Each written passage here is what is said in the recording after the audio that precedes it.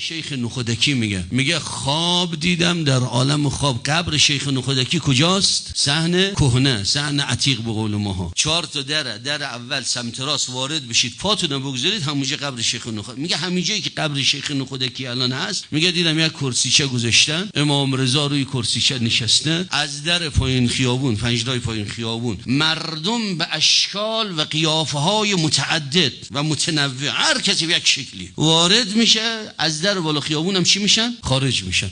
امام رضا امروز سر هر کسی که میاد دست میکشه، هر کی با هر شکلی قیافه تیپی وارد میشه، امام رضا دست میکشه، به سر همه دست میکشه و اینا از در پایین خیابون میرن، از در بالا خیابون خارج میشه. بعد یک دفعه برگشت حضرت رضا، برگشت به من نگاه کرد. منم گیجی آدما، اینا به شکل آدم هم نبودن، بعضیاشون نگاه میکردم خدا اینا کیایه. بعد دیدم در هر رواق امام، در رواق امام رضا دوش آب گذاشتن. اون زمان دوش نبود، میگه دوشای آب سر هر رواقی گذاشته بودن، دوش آب پرزور. هر کسی که میخواست وارد حرم بشه میرفت زیر دوش آب همجوری وای میستاد، غرق آب بشد، وارد حرم میشد. شیخ نخودکی میگه من نگاه کردم خیلی متحیر. یک مرتبه امام رضا برگشت، گفت شیخ حسن علی. گفتم بله. گفت تمام عالم دارن میان در خانه ما، از هر جای دنیا دارن میان در خانه ما، تو از در خانه ما یا آخر عمری کجا میخوای بری؟ تمام عالم از هر جای دنیا میان در خانه ما، تو بعد از یک عمر نوکری در خانه ما، آخر عمری کجا میخوای بری؟